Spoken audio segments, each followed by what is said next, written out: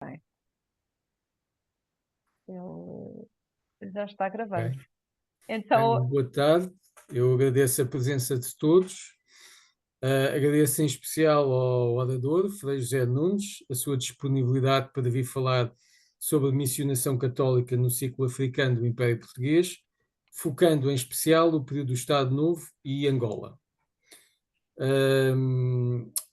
Este agradecimento especial é também porque hoje à tarde Frei José Nunes foi feito académico honorário da Academia Portuguesa de História e, portanto, fez um esforço suplementar para estar aqui connosco hoje, ao fim da tarde, e aproveito para lhe dar os parabéns e agradecer esse esforço para conseguir participar neste curso online do Centro de Reflexão Cristã, num mês e num dia com uma agenda muito carregada. Frei José Nunes, para quem não conhece tão bem o seu percurso, é dominicano e professor associado da Faculdade de Teologia da Universidade Católica Portuguesa, onde lecionou de 1994 a 2023. Doutor em Teologia Pastoral pela Universidade Pontifícia de Salamanca, privilegia a investigação em Teologia Prática e Teologia da Missão. Foi prior provincial dos dominicanos em 3 mandatos, 2005-2009, 2009-2013, 2017-2022 e presidente do Instituto de São Tomás de Aquino. Foi o primeiro diretor da revista Caderno Zista, cargo que ocupou nos anos 1995-97 e 2013 e 2017.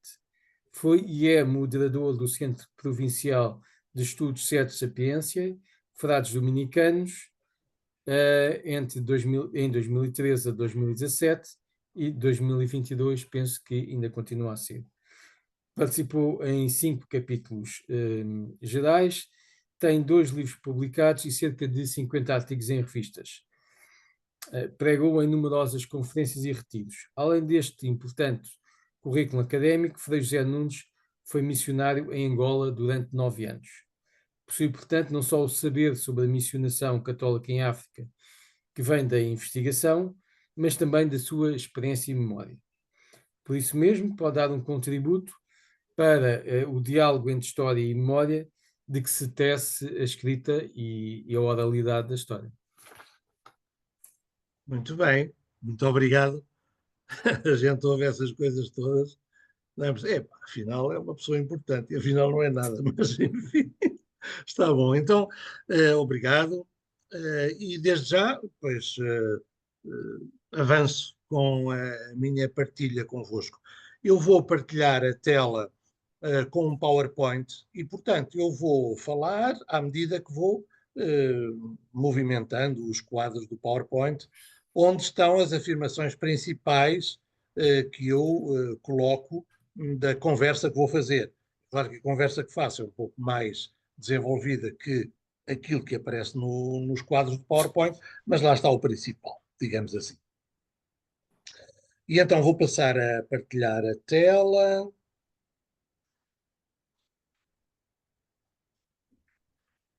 E já agora pergunto se realmente está visível. Já está, já está. Sim. E eu vou pôr em ecrã full screen, não é? Como é que se diz? É que a tela, Full screen, sim, sim. tela inteira, vá. Pronto. Então, como foi dito e apresentado, eu conversarei um pouco sobre as missões cristãs nas colónias portuguesas da África, em especial Angola. Tenho um quadro, mas com uma referência apenas de meio minuto sobre Moçambique, porque não vou falar disso, porque há uma conferência, há uma conversa justamente sobre Moçambique. E, no fundo, a base, digamos assim, da minha intervenção diz que as missões cristãs, na sua pluralidade, no largo tempo em que intervieram, mas concretamente no período do Estado Novo, em Portugal, as missões cristãs tiveram um papel de resistência ao colonialismo, mas também uma grande atitude de submissão ao poder colonial. E, portanto, nesse parâmetro que eu vou fazer esta partilha convosco. Eu, antes de entrar propriamente no tema, quero fazer esta introdução. Aquilo que eu vou falar, que eu conheço e que estudei acerca da realidade das missões cristãs em Angola, relativamente ao colonialismo português, tem muito a ver com as perspectivas que historicamente existiram para a missão em África. Estou a falar da África negra, digamos assim, ou seja, a África subsaariana. Não estou a falar dos países do Magreb, não é? A África subsaariana.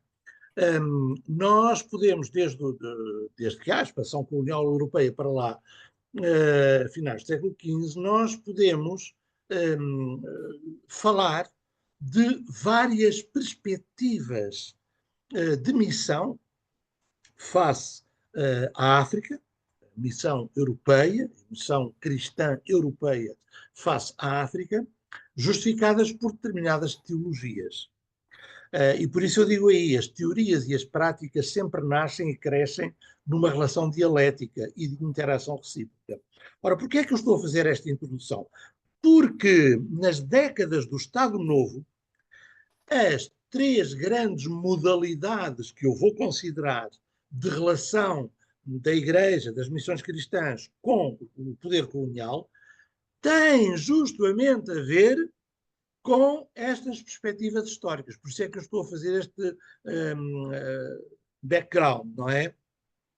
Ora bem, nós, portanto, creio que não é descabido um olhar para as sucessivas teologias que sustentaram e fundamentaram a missão da Igreja nas chamadas terras de missão, particularmente em África. Por razões muito diferentes, essas diversas teologias da missão são muito visíveis na África e na África Negra, não tanto na América nem na Ásia, por razões muito diversas. No continente asiático, o cristianismo praticamente desapareceu no século XVIII, meados do século XVIII. E no mundo, no continente americano, houve uma maior e mais rápida, digamos assim, cristianização das sociedades, independentemente de todo o genocídio que lá foi feito pelos poderes coloniais e muitas vezes aliados ao poder eclesiástico também. Bom, mas portanto, em África, desde o século XV até aos nossos dias, digamos assim, há várias perspectivas da missão sustentadas por diversas teologias. A primeira delas é a de salvação das almas. Desde o século XV até meados do século XIX, esta teologia e prática correspondente assentava numa compreensão muito estreita e estrita do fora da Igreja não há salvação. Esse célebre axioma que vem do século III de São Cipriano de Cartago. Extra ecclesiam nulla salus. Fora da Igreja não há salvação. Então, interessava civilizar os bárbaros e batizar os condenados à perdição. Portanto, os africanos eram bárbaros, eram selvagens e eram pagãos. E, portanto, tinham que ser cristianizados e batizados e civilizados. Evangelização, muito pouca. Respeito para com as pessoas, pouco. Objetivamente, a missão esteve ligada ao tráfico de escravos e comércio vantajoso dos europeus. Respeito para com as culturas africanas, pouco. Tudo era considerado atraso, superstição e paganismo. Ainda assim, seria necessário e muito justo distinguir-se a macrodimensão da microdimensão. Isto é uma distinção que faz muito bem, fazem vários autores, mas faz muito bem um teólogo zairense, portanto, da República Democrática do Congo, Oscar Bimoani Kwesi, numa obra monumental que ele faz sobre a história da missão em África. E ele distingue muito bem a macrodimensão da microdimensão. O que é que isto quer dizer? A macrodimensão são os resultados objetivos da missão, onde a Igreja esteve muito ligada à expansão colonial europeia. A microdimensão é diferente, ou seja, os missionários, individualmente, cada um deles, pois muitas vezes estava cheio de boas intenções e cheio de generosidade. Agora, não podiam ultrapassar, não é? Não conseguiam superar a ambiguidade da sua ligação à expansão colonial. No século XIX aparece uma outra perspectiva, a implantação da Igreja. Em finais do século XIX e princípios do XX, aparece uma nova estratégia e um novo pensamento missionário. Trata-se de plantar em África, uma igreja, ou umas igrejas, iguais às do Ocidente. Boa e organizada hierarquia, com um clero nativo, bons métodos, com o Catecismo Pio X, que vai aparecer, boas obras, ou seja, missões cheias de oficinas, escolas e hospitais.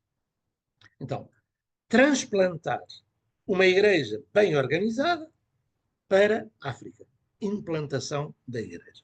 Há, evidentemente, uma ainda grande dependência do estrangeiro, do Ocidente, mas é inegável um trabalho mais em profundidade por parte de inúmeras congregações missionárias, masculinas e femininas, o qual significou muitas vezes um progresso humano, espiritual e técnico-cultural nos países de missão. Eu aqui não posso deixar de falar, por exemplo, dos espiritanos, né?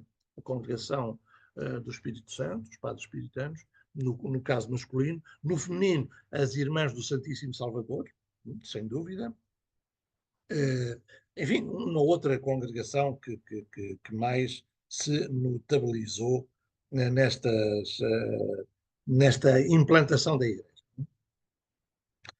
Depois, já em meados do século XX, prolongando-se pela década de 60, aparece a perspectiva da adaptação ou pierre d'attente, pontos de contacto, digamos assim. É difícil tradução esta expressão francesa.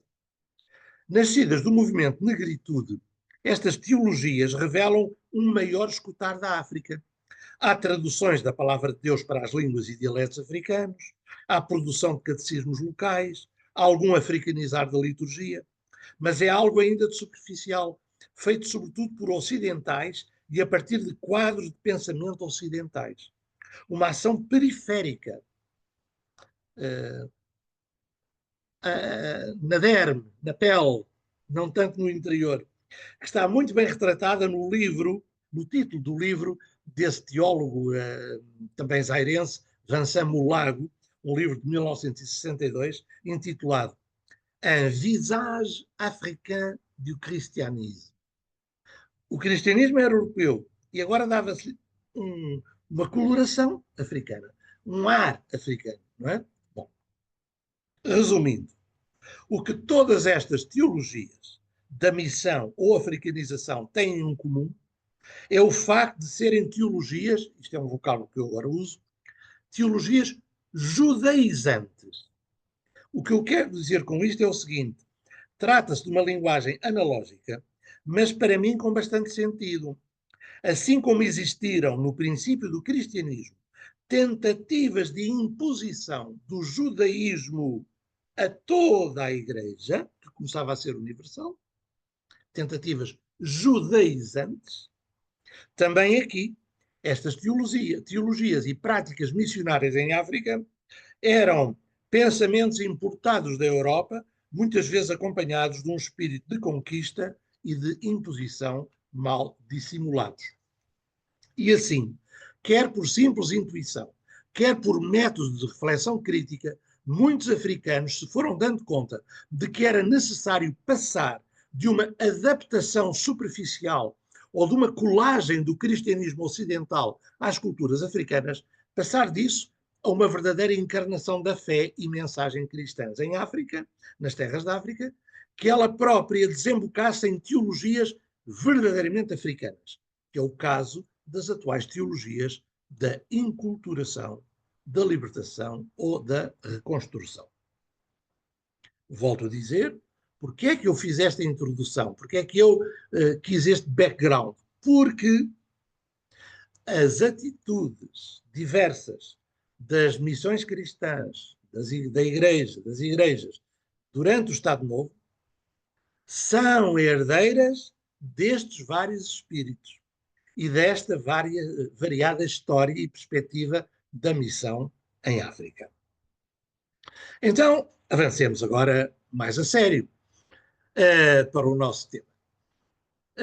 Em Angola, em África em geral, mas em Angola em concreto, eu penso que podemos falar de três grandes modos de relacionamento das igrejas com o poder colonial durante o Estado Novo. Aquilo a que podemos chamar três igrejas, ou três formas de viver, três modos de ser igreja. O Frei Bento Domingues, meu confrade dominicano, que hoje também foi admitido na Academia de História, da História, mas como académico de mérito, não é académico simplesmente honorário. Ora bem, então o Frei Bento Domingos, no prefácio que ele faz à obra desse grande pastor, Lawrence Anderson, teólogo protestante, que escreveu um livro pela década de 90, A Igreja em Angola. Na introdução, no prefácio a essa obra, o Frei Bento afirma: a imagem que melhor corresponde à Igreja em Angola é a de um rio muito vasto, atravessado por várias correntes. Isto mesmo poderia ser dito das igrejas africanas em geral, não apenas de Angola.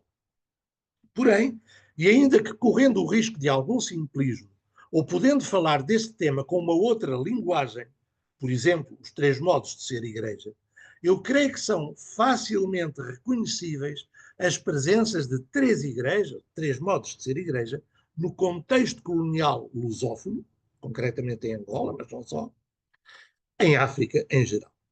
Poderíamos designá-las, esses modos de ser igreja, por igreja colonial, ou igreja dos brancos, igreja evangelizadora, ou igreja dos autóctonos, e igreja profética, ou igreja da resistência nacionalista. Então vou falar um pouco sobre cada uma dessas três posturas e práticas das igrejas em Angola face ao poder colonial durante o Estado Novo. Primeira, eu peço desculpa porque às vezes aparecem aqui umas barras que eu não consigo mexer e que impedem às vezes a leitura de algum texto, não é? Mas pronto, isto é assim mesmo.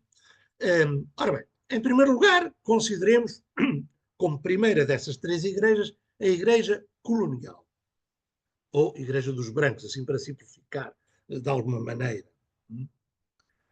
sem aspectos pejorativos, vá. Ora bem, esta igreja identifica-se claramente, no caso português, com a Igreja Católica Romana, já que é ela praticamente a única que está ligada ao poder colonial. Ela está subordinada à concordata do Estado português com a Santa Sé e ao Acordo Missionário Português de 1940, que, no fundo, são versões mais modernas e atualizadas do famoso regime do padroado, criado nos inícios da expansão marítima portuguesa, e no qual o Papa delegava ao rei de Portugal o exclusivo da organização e financiamento de todas as atividades religiosas nos domínios e nas terras descobertas por portugueses. Eu volto a dizer, eu não sou historiador, e ainda que com algum simplismo, mas eu acho que estas afirmações que eu aqui vou apresentar são muito significativas e falam do que é que foi realmente, o que é que esteve por detrás, o espírito que estava por detrás desta igreja colonial. Faço aqui esta citação de uma bula escrita pelo Papa Nicolau V, 1452, ao nosso rei Dom Afonso V, de Portugal, o famoso, o africano, não é? Dom Afonso V, o africano. Já agora dizer, isto porque há aqui certamente historiadores, mesmo historiadores, há um estudo que eu tive acesso e que trabalhei, um estudo de um um beneditino belga chamado Charles de Witte, que em meados do século XX escreveu durante vários anos e para vários números de uma revista chamada Revue Ecclésiastique, Revue d'Histoire Ecclésiastique. Ele escreveu sobre um estudo que ele fez sobre as bulas pontificais, as bulas do Papa, dos papas, dos vários papas, durante todo o século XV, escritas em função, dadas aos portugueses, aos reis de Portugal. Portanto, aquilo acabam, como são vários volumes da revista, eu tirei cópias disso já há uns 30 anos que eu fiz esse estudo, aquilo dá umas 200 páginas, portanto é um autêntico livro. Ora bem, uma frase emblemática dessas bulas, dessas prerrogativas que os papas davam aos reis de Portugal, uma delas está aqui, na bula Dum Diversas. Ali se concede, por parte do Papa ao rei de Portugal, plena e livre faculdade para invadir, conquistar, expulsar, derrotar, subjugar os sarracenos, pagãos ou outros inimigos da cristandade e o direito de conduzi-los à servidão perpétua, de confiscar os seus bens e ocupar as suas terras. Está tudo dito com isto, não é? O Papa sentia-se o dono do mundo e dizia aos portugueses, em nome da expansão da fé, vocês têm direito de fazer o que quiserem em África. Matar, ocupar terras, fazer comércio, o que quiserem. Bom, fazer escravos, conduzir essas pessoas à servidão perpétua. De facto, após as decisões da Conferência de Berlim, e 84-85, do século XIX, não é?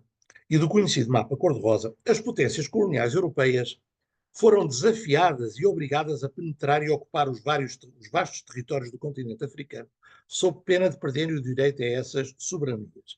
A Igreja vai acompanhar esse movimento e, por isso mesmo, a missão cristã vai conhecer ali um desenvolvimento extraordinário.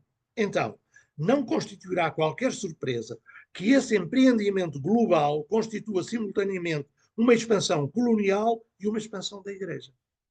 De um ponto de vista objetivo, que não julga muito possíveis boas e generosas intenções individuais dos missionários. Portanto, de um ponto de vista meramente objetivo, o poder político colonial e a Igreja estão indissoluvelmente ligados. E é certamente assim que aparecem aos olhos dos africanos. A intensificação da ida de portugueses para as colónias africanas, em meados do século XX, acontece em meados do século XX. Eu, por exemplo, fui missionário no interior de Angola, fui para lá em 1982, para uma terra que, antes da independência, se chamava o Colonato da Sela, ou Santa Comba. É um colonato que começa a aparecer em 1956. E é aí que há os primeiros batismos, digamos assim. Eu, quando lá cheguei, portanto, 35 anos depois, aquela terra era virgem, havia 17%, mais ou menos, de cristãos. Portanto, é em meados do século XX que há essa invasão, digamos assim, essa exportação de portugueses que demandam as terras africanas à busca de uma melhor vida, evidentemente. Convidam-se, entusiasmam-se e estimulam-se todos os que decidam ir para a África para começar uma nova vida numa terra rica de oportunidades. No sítio onde eu estava, por exemplo, havia vários aldeamentos, havia 15 aldeamentos. Cada aldeamento tinha cerca de umas 20 pequenas casas, todas iguais. Eram dadas uma a cada português ou a cada família que ia para lá, era-lhe dado um par de bois ou uma terra para eles começarem uma vida lá, não é? E assim fazerem o desenvolvimento também do país. Muitos milhares de portugueses arriscam-se nesse projeto. Não esqueçamos que a pobreza em Portugal era muito extensa. Muitas empresas aventuram-se também nesses novos mercados e o próprio Estado vai criar uma série de colonatos naqueles territórios. E também a Igreja se desloca para a África. Não é só o poder colonial português, é a própria Igreja também. O clero autóctone é quase inexistente, o clero nativo angolano. E por isso são missionários europeus, grande parte portugueses, mas não só, que vão prestar assistência religiosa essencialmente aos colonos. E mais tarde, com o começo da guerra colonial, com o envio maciço de capelães militares que acompanhavam a tropa portuguesa. A grande maioria destes missionários não chegou a ter contacto com a população autóctone, tendo desempenhado serviço religioso junto dos colonos portugueses, em paróquias de cidade e vilas, e outros no espaço dos quartéis militares. Alguns tiveram contacto com a população autóctone, mas não foram a maioria. É certo que, simultaneamente, há uma outra igreja, de que falarei em seguida, um pouco à margem desta expansão colonial, mas é indesmentível este casamento de interesses político-religiosos com tal empreendimento. Isto está bem patente no Acordo Missionário de 1940, onde, por exemplo, se podem ler estas declarações: nas circunscrições missionárias, a vida religiosa e o apostolado serão assegurados por corporações missionárias reconhecidas pelo governo. Portanto, a Igreja faz uma expansão, criam-se missões, mas tudo é reconhecido pelo governo colonial. A Concordata e o Acordo Missionário de 1940, assim como o Estatuto Missionário um ano depois, constituem, portanto, uma legislação que garante essa coesão, essa união entre política expansionista, poder colonial, político e expansão da Igreja. Eu cito aqui algumas frases, por exemplo, no artigo número 7 da Concordata, do Acordo Missionário. A Santa Sé, antes de proceder à nomeação de um arcebispo ou bispo residencial, ou de um coadjutor cum iure, successiones, com direito de sucessão, comunicará o nome da pessoa escolhida ao governo português, a fim de saber se contra ela há objeções de caráter político geral. Eu acho que isto diz tudo, não é? Bom. O artigo número 12 diz, por exemplo, além dos subsídios previstos no artigo 9, o governo português garante aos bispos residenciais, como superiores das missões das respectivas dioceses, e aos vigários e prefeitos apostólicos, honorários condignos, e mantém-lhes o direito à pensão de aposentação. Portanto, segue-se, no fundo, aquilo que uma política, digamos assim, por parte do governo face à Igreja, que existiu em muitos países, de certa maneira ainda existe um pouco, por exemplo, na Alemanha e num ou outro país, onde os funcionários da Igreja, entre aspas, padres, diáconos, animadores pastorais, são pagos pelo governo, são pagos pelo Estado. Não é? Depois, no artigo 14, diz-se: todo o pessoal missionário terá direito ao abono das despesas de viagem dentro e fora das colónias. Citei aqui estes artigos, poderiam ser citados outros, para verificarmos como havia realmente um casamento entre a perspectiva política do poder colonial e a missão da Igreja durante o Estado Novo. Parece-me também muito significativo e exemplificativo desta aliança, ao menos tácita, entre Igreja e Estado, o caso, em Angola, da Rádio Eclésia, emissora católica de Angola. Esta emissora católica, criada entre os anos de 54 e 55, 1954 e 55, desde sempre assumiu, e cito, uma linha editorial missionária, patriótica e civilizadora. A rádio da Igreja tinha como linha editorial uma linha editorial missionária, patriótica e civilizadora, com uma grelha de programas ao serviço de Deus e da pátria. Portanto, casamento, não é? Entre Estado e Igreja. Anos mais tarde, em 1971,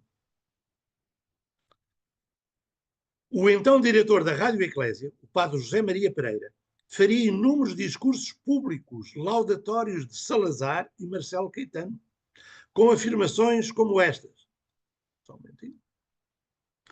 Salazar não hesitou em proclamar: Portugal nasceu à sombra da Igreja e a religião católica foi desde o começo elemento formativo da alma da nação e traço dominante do caráter do povo português. Nas suas andanças pelo mundo, a descobrir, a mercadejar, a propagar a fé, impôs sem hesitações a conclusão: português, logo católico. Na nossa história, nem heresias nem cismas, apenas vagas superficiais, que se atingiam por vezes a disciplina, não chegavam a perturbar a profunda tranquilidade da fé. A uniformidade católica do país foi, através dos séculos, um dos mais poderosos fatores de unidade e coesão da nação portuguesa. Isto, portanto, é o padre José Maria, não é? A falar na rádio católica. Marcelo Caetano, por sua vez, diz: cristandade significa tudo o que está nas verdades daquela fé de que fomos e somos fiéis e missionários. Fé que recebemos na plenitude dos seus dogmas e da sua moral e de que nos constituímos não apenas crentes, mas evangelizadores. A estrutura e a força da nossa civilização estão indissociavelmente ligadas à fé cristã. Não seremos mais quem somos no dia em que nos afastarmos da fidelidade à divina mensagem de Cristo.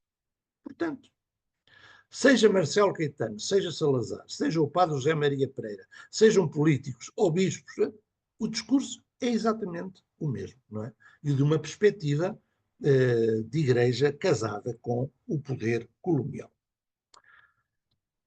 Passamos agora ao segundo modo de ser igreja, à segunda modalidade, à segunda igreja, segundo as palavras do Frei Bento e do pastor Lawrence Anderson.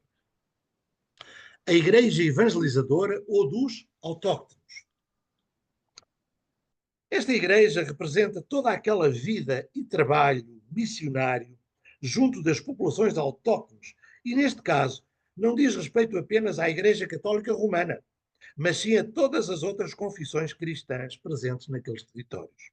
No caso de Angola, Lawrence Anderson estuda e divulga, para além da corrente católica, as igrejas missionárias protestantes, que são muitas, conheci várias delas, a corrente pentecostal, também conheci, as igrejas messiânicas, há várias, em Angola pelo menos duas, em que o fundador, o líder, diz que é um Messias, não é? Simão Toco é um deles, não é? Bom. E também as chamadas igrejas independentes, que alguns designam de seitas e cresceram exponencialmente no pós-independência. Então, o pastor Laura Sanderson estuda todas estas realidades de igreja e todas elas contribuem para este modo de ser evangelizador, digamos assim, como igreja dos autóctonos e já não tão dependente do poder colonial. É certo que toda a ação de grupos sociais, de cariz religioso ou não, tem sempre uma dimensão política. Quanto mais não seja por omissão ou desinteresse pela realidade política. Mas a verdade é que esta extraordinária atividade missionária de todas estas igrejas, praticadas por todas aquelas igrejas, tem como preocupação primeira e quase exclusiva o desenvolvimento humano, pessoal, social, religioso dos homens e mulheres da África profunda, daqueles que vivem longe dos grandes centros, mais cosmopolitas e ocidentalizados. E isso era feito um pouco à margem de um direto pronunciamento político, fosse ele de apoio ou de oposição ao governo colonial. Portanto, estas igrejas, e a Igreja Católica também, assim como os protestantes e as igrejas messiânicas, enfim, tiveram uma grande ação também no sentido de um serviço às populações autóctones, às populações da África profunda, da Angola profunda. Essa ação evangelizadora era realizada sobretudo a partir da chamada missão cristã. A missão embora pertencesse a uma circunscrição eclesiástica mais vasta, a diocese, era, de certa maneira, um polo bastante autónomo, constituído muitas vezes por um templo, uma igreja, uma casa para os missionários, uma escola, umas oficinas e um espaço para cursos de formação. Por toda a África Negra se podem encontrar ainda estas missões, às centenas, e os territórios portugueses não foram exceção. Eu conheci algumas, perto do sítio onde eu estive, portanto, sei lá, no Bairro, portanto, no Planalto Central angolano, mas conheci também perto do Lubango, lá no sul de Angola, enfim, em Cabinda, são das primeiras, no norte da África também, no norte de Angola, são imensas, bom, são às dezenas as missões, não é? Uma igreja, uma casa dos missionários, escolas, oficinas, aonde vinham as populações autóctones fazer cursos, aprender coisas, tratar de saúde, aprender a ler e escrever, aprender artes. Bom, também muitas vezes se fazia a promoção feminina e, claro, também se davam catequeses explicitamente religiosas, digamos assim. Mas mesmo quando as várias igrejas foram crescendo e já avançavam para estruturas mais diversificadas e menos pesadas que as tradicionais missões, nunca a chamada evangelização catequética se separou de um profundo interesse e empenho pela alfabetização e desenvolvimento escolar, pela criação de postos e assistência sanitária, pela promoção feminina, pela formação em artes e ofícios. A obra social das igrejas foi notável. O já citado Lawrence Anderson, inclusive, intitula o capítulo 5 da sua obra da seguinte forma: a escola, o principal meio de implantar a igreja e de fomentar o seu crescimento.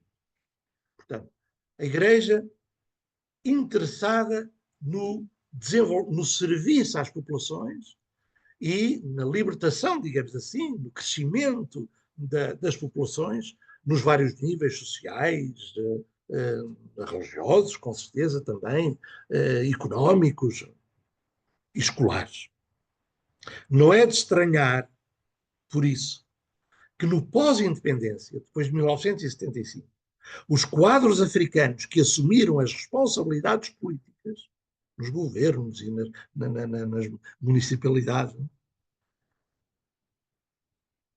os responsáveis africanos, os quadros africanos que assumiram as responsabilidades políticas, sociais e empresariais, tivessem sido esmagadoramente formados nas escolas e missões cristãs das várias igrejas.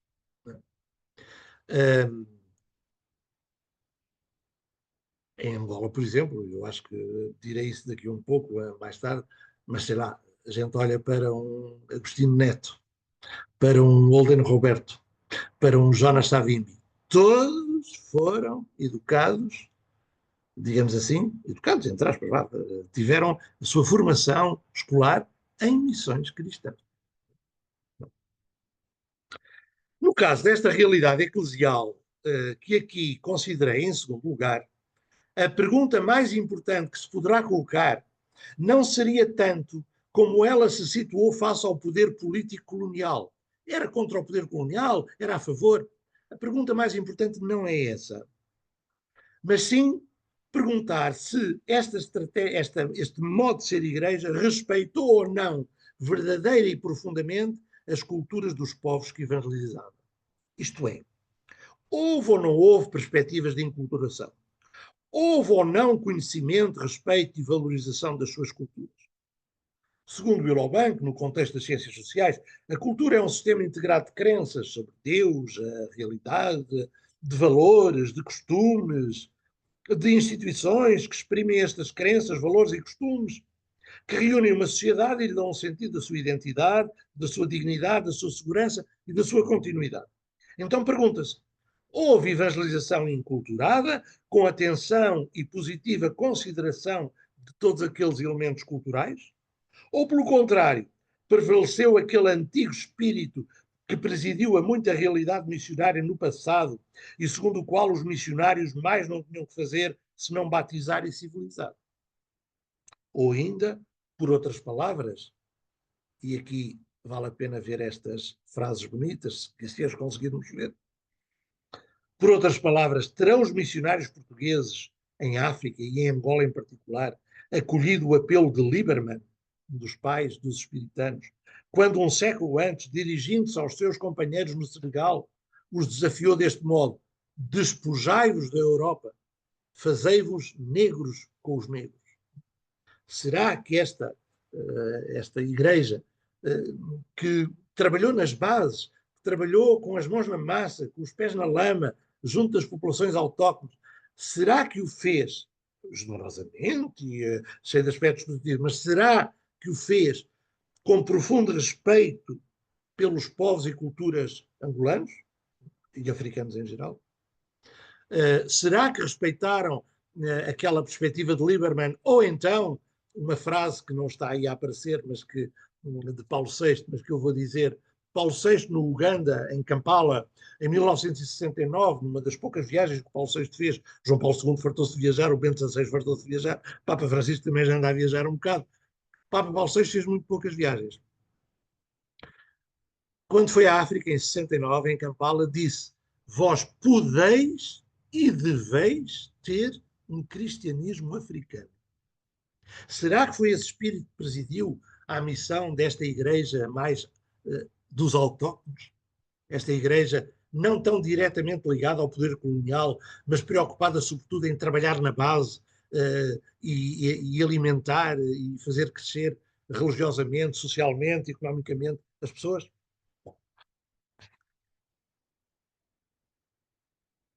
Não é fácil uma resposta a estas perguntas. E tal intenção reclamaria um outro estudo. Mas eu tenho para mim que, por um lado, houve bastante interesse na africanização do cristianismo, com tradução da Bíblia, catecismos nas línguas nativas, estudo e organização dessas mesmas línguas, celebrações litúrgicas de coloração mais africana, recolhas de sabedoria tradicional e seu confronto com os valores cristãos, etc. Eu acho que isso é verdade, eu conheci. Por outro lado, parece-me inegável que se ficou, e ainda se está, um pouco aquém da criação de um cristianismo verdadeiramente africano e não apenas um cristianismo ocidental revestido superficialmente de um verniz africano. E sem mais delongas, passamos ao terceiro modo de ser igreja. Com licença, a igreja profética ou da resistência. Também houve missão cristã, vida cristã, missões, igreja, vida de igreja, de denúncia, de luta contra o poder colonial durante o Estado Novo. Em Moçambique, eu volto a dizer, não falo mais do que isto, dou apenas exemplos. Dom Sebastião de Rezende, bispo da Beira, famoso, tenho muito amigo e com um grande estudo do professor Adriano Moreira, que faleceu há 3 ou 4 anos, e que acabou por ser um grande amigo meu, ou eu ter, enfim, a sorte de ser um grande amigo do Adriano Moreira, enfim. Dom Manuel Vieira Pinto, bispo de Nampula, os padres do Macuti, que denunciaram em 71 massacres tremendos, não? E o padre Adriano Hastings, que um ano depois, em 72, também fez a famosa denúncia dos massacres de Uiriamu. Bom, não vou falar mais de Moçambique, mas em Angola também houve vozes proféticas de denúncia do Estado Novo, do poder colonial, do Estado Novo, do poder colonial. Essas vozes em Angola provavelmente são pouco conhecidas, até talvez ainda menos conhecidas do que as de Moçambique. Mas existiram. Minoritárias, mas existiram. É uma igreja profética que se distanciou e denunciou o poder colonial. Entre outros materiais sobre este tema, eu destacaria 2 artigos que nos dão muita informação sobre esta Igreja da Resistência em Angola. Um dos artigos é do padre Manuel Gonçalves, numa revista Missão Espiritana, do ano 2015. Depois, quem quiser, eu dou essas referências todas. E um outro artigo de um espiritano também, Tony Neves, jornalista, que agora está em Roma há bastante tempo, numa revista da Lusófona, da Universidade Lusófona, do ano 2007. São dois materiais importantes, entre outros, vá. Ora bem, após o 4 de fevereiro de 1961, foi quando começa a Guerra de Independência, a revolta, a guerra anticolonial em Angola, data oficialmente reconhecida como a do início da luta armada pelos movimentos independentistas de Angola.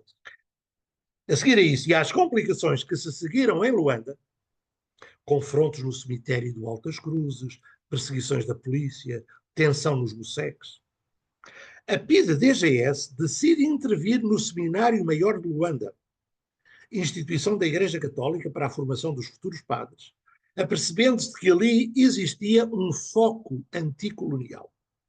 3 padres, professores no seminário, a saber, Vicente Rafael, que eu conheci, Joaquim Pinto Andrade, que eu conheci e de quem fui um grande, grande amigo, dele, da mulher, a Vitória, e dos seus 3 filhos, as 2 filhas e o filho. Este Joaquim Pinto Andrade, um dos fundadores do MPLA, diga-se, irmão de Mário Pinto Andrade, e Alexandre do Nascimento, que mais tarde veio a ser o cardeal. Alexandre do Nascimento. Estes 3 professores do seminário, padres e professores, são expulsos e exilados para Portugal. Joaquim Pinto Andrade é mesmo preso ao Aljube, os outros 2 ficam com residência fixa em casas religiosas masculinas. Entretanto, em Luanda, quem mais sofreu foi o Cónigo Manuel das Neves, muito hostilizado pelos europeus que sabiam da sua ligação a membros dos movimentos independentistas e apoiava as suas famílias. Criaram-se boatos e inventaram-se até mentiras para denegrir a pessoa do padre Manuel das Neves, que não só era cônego, como vigário-geral da Diocese e pároco da Sé. O arcebispo de Luanda, Dom Moisés Alves de Pinho, sempre defendeu o seu vigário-geral, mas isso não impediu a sua vinda forçada para Portugal. Aliás, como o padre Manuel Franklin, mais tarde ordenado bispo na Angola independente, ambos acabando por ser colocados com residência fixa em Braga, aqui em Portugal. Mas vários outros padres vieram exilados para a então chamada metrópole, como por exemplo o padre Martinho Samba, natural do Limão, o padre Osório e o padre Lino Guimarães, natural da Quibala. Ficava a 70 quilómetros do Acucum, onde eu estive 6 anos. Eu já não vou demorar muito mais, eu creio que mais 5 minutos, apesar de estar a ultrapassar já o tempo, mas vá. Mas se até aqui se mencionaram exemplos de resistência no campo católico, não esqueçamos que foi também muito grande o ataque às igrejas e pastores protestantes. Embora longa, é muito apropriada uma citação do artigo já anteriormente referido de Tony Neves. Eu aqui não vou fazer a citação, passo imediatamente para este quadro, que fala de como as igrejas protestantes, denunciadoras do colonialismo, também sofreram perseguição do poder colonial. Encerramento das missões de Salvador do Congo, Bembe, Kikobobo, Calambata, após o início da luta armada. Nos finais de 62, todas as missões da Canadian Baptist Foreign Mission Society retiraram-se de Angola. O resultado foi dramático. Em termos numéricos, no seu relatório anual de 17 de agosto de 61, o secretário-geral da Aliança Evangélica de Angola revelou que o número de missionários protestantes em Angola tinha passado de 256, no dia 1 de janeiro de 61, para 167, em agosto do mesmo ano, o que equivalia a uma redução de 34,7%. Também houve exílio de missionários metodistas, Raymond Noah, Roger Shield, Júlio Miguel e os seus 3 filhos, e este, Lawrence Anderson, que eu venho citando abundantemente. Conclusão. Vamos para isso, caramba. Até que enfim. O percurso realizado ao longo desta reflexão convosco mostra a razão de ser do seu título. Durante o Estado Novo, a Igreja conheceu momentos de grande entendimento e submissão ao poder colonial, mas também assumiu posturas críticas de profundo distanciamento das políticas governamentais. De igual modo, também se pode dizer que houve atitudes de maior ou menor respeito pelos povos e culturas de África. Finalmente, haveria que nunca esquecer, eu acho que isto é muito importante, haveria que nunca esquecer o enorme significado e suas posteriores consequências da iniciativa do Papa Paulo VI em receber no Vaticano, em 1 de julho de 1970, os líderes políticos das colónias portuguesas em África, a saber Marcelino dos Santos da Frelimo, Agostinho Neto do MPLA e Amílcar Cabral do PAIGC. A Igreja contribui assim decisivamente para o desmoronar do Império Colonial Português. Pronto. Desculpem ter exagerado no tempo, ultrapassado bastante o que me estava dado, mas é assim. Acabei. Muito obrigado. Acho que foi uma boa gestão do seu tempo. Eu agora faço aqui de moderador, vou passar, peço os vossos. Se alguém tem questões ou comentários a fazer, peço a palavra, que eu irei moderar o debate. Começo por dar a palavra à Inês Espada Vieira. Na verdade, eram umas palmas, não era uma mão no ar. Ok. Embora eu tenha aqui uma, tenha aqui uma pergunta por curiosidade. O Frei José Nunes, este é mesmo lateral e é mesmo curiosidade. Disse que quando chegou ao colonato, que é uma palavra que eu só tinha ouvido para a Palestina, mas que havia só 17% de cristãos. E eu queria saber como é que tinha sido o regresso. Já se tinha evangelizado. Interessantíssimo. Portanto, eu vivi lá há 6 anos e nós vivíamos aqui exatamente aquilo que fala o livro dos Atos dos Apóstolos. O começo do cristianismo. Era exatamente os mesmos problemas, o mesmo tipo de organização das comunidades. Nós tínhamos 400 comunidades cristãs, em bairros, aldeias, essas 400 comunidades organizadas em 35 centros. E os 35 centros organizados em 7 zonas. À frente de cada comunidade havia sempre um grupo de casais e um pastor, um animador, um catequista, que eram autênticos padres ou mesmo bispos. É uma coisa incrível, quer dizer, portanto, a evangelização era imensa, havia um aumento brutal, não tanto em percentagem. Em percentagem, sim, aumentou um pouco o número de cristãos e, sobretudo, católicos, mas, sobretudo, em número. Talvez não tanto em percentagem, porque a população também aumentava muito. Mas eu posso dizer, só e termino, nós todos os anos tínhamos, por exemplo, entre 4.500 batismos de adultos, catecúmenos, que estavam a preparar-se para o batismo entre 3 a 5 anos. Menos de 3 anos, impossível. Impossível. E muitos deles, portanto, ao longo dos 5 anos, desistiam a meio. Mas nós todos os anos, esta missão que nós tínhamos era para aí que metade do Alentejo, não sei, é bom. Todos os anos tínhamos 5.000 catecúmenos, não é? A serem batizados, adultos. Portanto, havia um crescimento grande. As pessoas batiam à porta da igreja porque queriam entrar nas comunidades cristãs. Cada comunidade tinha 40, 50, 60 pessoas. Quando a comunidade começava a ter 100 pessoas, automaticamente, não havia nenhuma lei para isso, mas automaticamente subdividia-se. Porque a partir de 90 a 100 pessoas não é possível mais viver em comunidade. Isto era o que eles sentiam. E tudo isto era uma experiência de enculturação. Porquê? Porque na tradição, a organização social destas populações era assim. E, portanto, tinham os seus responsáveis, que tratavam dos problemas da vida da comunidade humana. Então a Igreja apanhou essa estrutura e implementou na Igreja essa maneira de ser a Igreja. Agora, já não só com homens a dirigir, mas casais, que é uma ruptura muito grande que a Igreja faz em relação à cultura tradicional. Portanto, recebe valores, estruturas, tradições, mas também faz rupturas e faz inovações. Portanto, havia um crescimento lindíssimo, não é? Mas realmente era um terreno virgem. Aquilo era um terreno virgem. Não é? Bom. Não. Padre José Luís, que também pediu a palavra.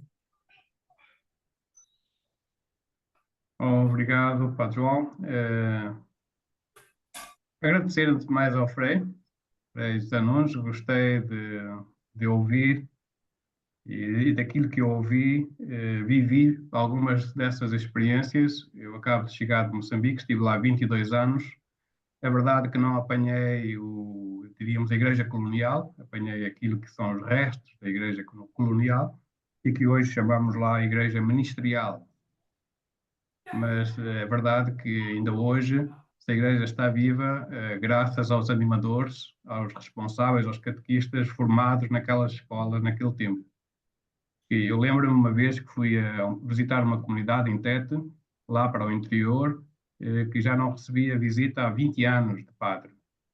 Tinham estado lá os padres jesuítas, depois retiraram-se para as zonas de Fonte Longa, por aí adiante, para mais norte, diríamos assim, Pacónia, e ali aquela zona ficou assim mesmo, desde a cidade de Tete até a Zâmbia, aquela estrada que vai, com mais de 300 quilómetros, ficou entregue aos catequistas. E quando cheguei lá, essa comunidade, eu pensei que estaria morta, né? Assim, bom, 20 anos é muita coisa.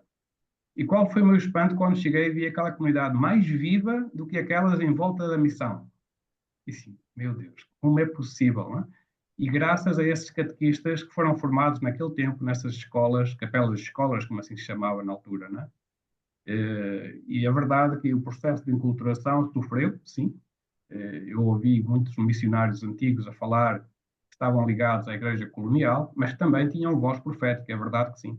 É verdade que sim. Alguns daqueles nomes que ouvimos de Moçambique e outros, eu Angola não sei, não conheço porque nunca lá estive, né?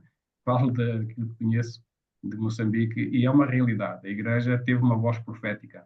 Não quer dizer que não compactuou também com a igreja ministerial, com o poder colonial do tempo, né?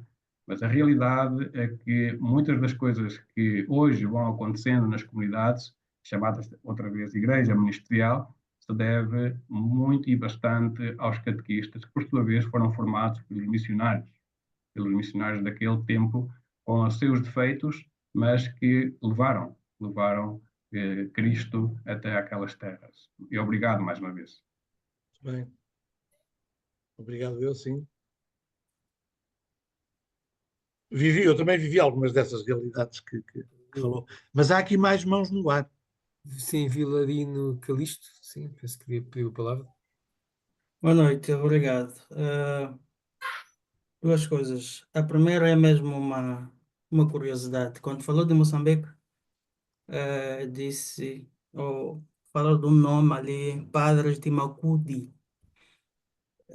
Queria saber era de que congregação, porque conheço um sítio chamado Magude e se calhar pode ser um nome diferente, e apenas para ver se consigo enquadrar quem era ou quem são esses padres.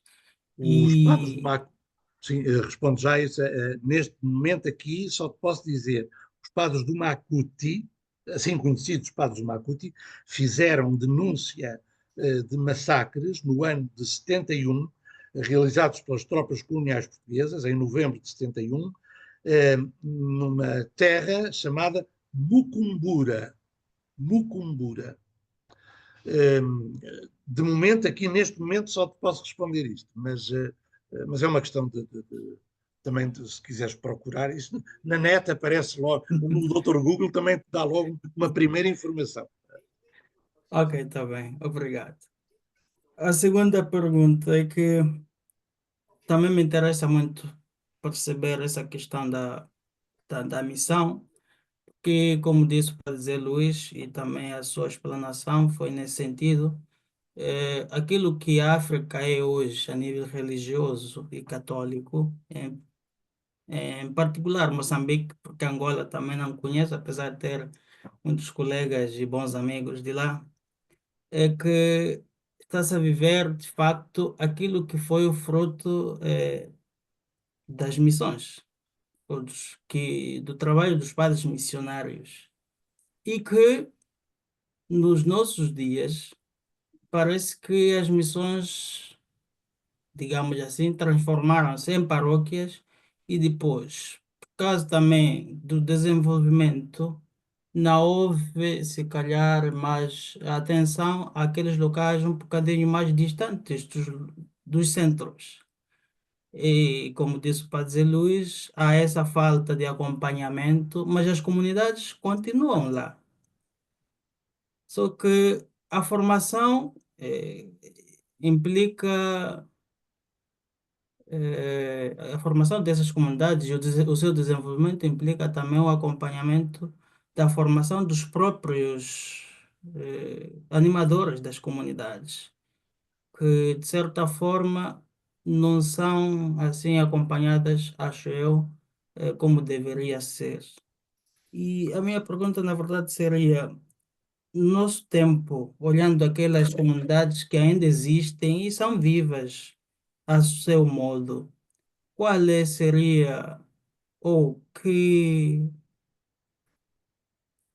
trabalho se pode fazer e que desafios nós temos que ter em conta para poder manter essas comunidades vivas e, de certa forma, que continuem firmes para que não se percam e tenham uma formação que seja atualizada nesse caso, porque todas as comunidades que, pelo menos até agora, tenho em mente, que conheço lá, se baseiam ou só trabalham, funcionam com os animadores que foram formadas há muito tempo e que, aos nossos dias, poucos padres só vão lá para celebrar missas uma vez, duas por ano, ou se calhar só quando aparece um bispo 5 em 5 anos para crismar. E por isso que os que são batizados e os que são crismados são um número muito elevado. Num dia de crisma, quando vai lá o bispo, não é novidade que sejam 500 membros para o crisma. Agora, qual é o desafio para a formação, a melhor formação desses animadores que lá continuam a desenvolver a missão aos nossos dias? Bem, isso cada igreja é que tem que descobrir como é que, como é que vai reativar, digamos, esse impulso missionário, não é? Eu percebo o que estás a dizer relativamente a Moçambique. Sim, eu em Angola também conheço uma realidade ou outra parecida com essa. Há que não esquecer que a África conhece hoje, a África em geral, e a África subsaariana, a África negra, conhece hoje um processo de ocidentalização muito grande e conhece um processo de ida para as grandes cidades, grandes metrópoles, muito grande. E, portanto, é verdade que as populações mais do interior, essas comunidades que estavas a falar, não é? Que ficaram apenas com os seus antigos animadores, estão um pouco abandonadas. Eu acho que esse é um problema realmente grande das igrejas africanas. É preciso realmente pensar como reativar, reanimar, reincendiar, digamos assim, esse espírito missionário nessas comunidades de base, nessas comunidades do interior, nessas comunidades perdidas na África profunda. Sim, eu acho que é preciso, eu próprio, no sítio onde estive, no Akukungo, nessas 400 comunidades, nos últimos anos, eu vejo, ainda são dominicanos que lá estão, tem havido um investimento muito maior na igreja da vila, ou da pequena cidade, que é o centro dessa grande paróquia missão, e não tanto nas comunidades das aldeias, dos bairros. E tudo. É preciso realmente pensar isso e voltar a esse entusiasmo evangelizador, não é? Sim, sem dúvida. Agora, esse outro fenómeno que está ligado a esse também, de abandono das comunidades mais rurais, mais isoladas, e que foi o avanço imenso das populações para as grandes metrópoles e com uma grande ocidentalização, isso faz com que em África hoje haja um problema que muita gente parece desconhecer ou não se dar conta, que é o do crescimento de sociedades que vivem muito à margem já do fenómeno do dado religioso. De antes dizia-se a África é um continente incuravelmente religioso. Incuravelmente religioso. Porque a sua tradição, as suas religiões tradicionais, o seu espírito, a África é... Isso é uma falácia. o crescimento do ateísmo hoje em África é avassalador. Avassalador. E como dizia um grande teólogo, falecido há pouco tempo, um dominicano dos Camarões, Eluame Metou, ele dizia: a África hoje está sujeita a condicionantes muito mais fortes do que as questões religiosas, ou a África hoje está sujeita, ou a questões meramente culturalistas. A África hoje está sujeita aos problemas da guerra, da falta da democracia, da violência, da corrupção. Isso hoje traz muito mais preocupação aos africanos do que propriamente a questão religiosa, não é? Enfim, pronto, é um pequeno comentário que me surgiu a partir da tua questão. Embora não tivesse respondido, mas enfim, é assim mesmo. Muito obrigado. Ficamos por aqui hoje. Acho que foi uma excelente intervenção do Frei José Nunes, e o debate que seguiu também foi vivo e interessante. Por acaso, só um pormenor um comentário que eu queria fazer é que aqueles padres que o Frei José Nunes referiu e que não são tão conhecidos, por exemplo, o Joaquim Pinto Andrade, ultimamente cheguei à conclusão que eles tiveram um grande impacto, inclusivamente em Portugal. Inclusive o Nuno António Pereira testemunhou que, depois de ele ter conhecido o padre Joaquim Pinto Andrade em 1963, quando ele estava sob residência vigiada e fixa em Porto Alegre, é que ele decidiu empenhar-se mais no movimento anticolonial. E foi exatamente nesse ano que surgiu o Jornal Clandestino de Direito à Informação, onde estava o Nuno António Pereira e o Frei Bento Domingos e outros. E no primeiro número do Direito à Informação fala-se nesses 9 padres angolanos que estavam aqui em Portugal sob regência, vigiados pela PIDE. Pronto, eu acho que foi Muito obrigado. Muito obrigado. O Frei Bento depois acabou por casar o Pinto de Andrade, quando ele deixou de padre. Aliás, o Pinto de Andrade conheceu a sua mulher, a Vitória, quando estava na prisão aqui em Portugal. Sim, sim. Enfim, mas é tudo desse tempo, dessa altura, sim. Sim, exatamente. Bem, eu acho que foi um excelente início deste curso sobre a missionação católica no ciclo africano do Império Português. Para a semana vamos focar-nos em Moçambique. Vamos ter o historiador Hugo Dores a falar sobre a missionação católica em Moçambique no tempo da monarquia constitucional da Primeira República, e depois Érico Morria Genu a falar sobre... não, aliás, peço perdão, o Hugo Dores vai falar sobre a missionação católica em Angola no tempo da monarquia constitucional e da Primeira República. E o Érico Morria Genu, que é um historiador com um trabalho muito sério sobre missionação católica em Moçambique, vai dar, como tem uma grande capacidade de síntese, uma visão geral sobre a missionação católica em Moçambique. Portanto, convido-os para a semana a seguirem este nosso curso do Centro de Reflexão Cristã. Eu também agradeço, sobretudo falta aqui fazer um agradecimento ao João Miguel Almeida, que é o coordenador científico deste curso, porque além de nós, obviamente, fazermos um casting muito bom dos amigos, porque o Frei José Nunes não dizia ali no currículo, mas também é sócio do CRT, mas o João Miguel também, enfim, o convite ao Frei José Nunes também, obviamente, é por este lado de investigação. Para mim foi um prazer, foi também um prazer rever alguns amigos aqui online e ver que estavam outras pessoas. Frei José Nunes, para ti, eminente académico em todos os mas sentidos. sem colar. Mas olha que os colares ficam giros, podemos falar nisso.